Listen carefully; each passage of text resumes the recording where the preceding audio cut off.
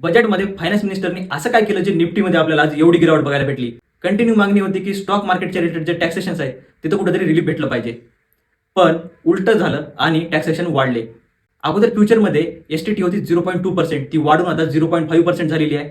ऑप्शनची STT जर बघायला गेली तर 0.1% होती, ती वाढून आता 0.15% झालेली आहे. म्हणजेच की डायरेक्ट 150%ची वाढ केलेली आहे.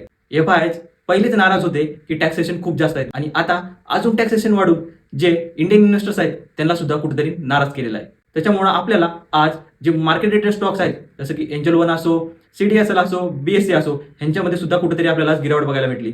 का बजेट पूर्णतः खराब आहे का? तर नाही. कॅपेक्समध्ये खूप चांगल्या प्रमाणात खर्च करण्यात येणार आहे.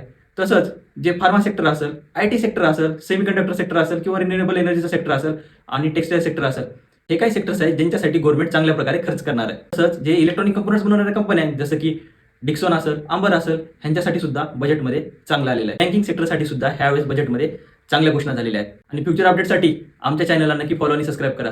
धन्यवाद.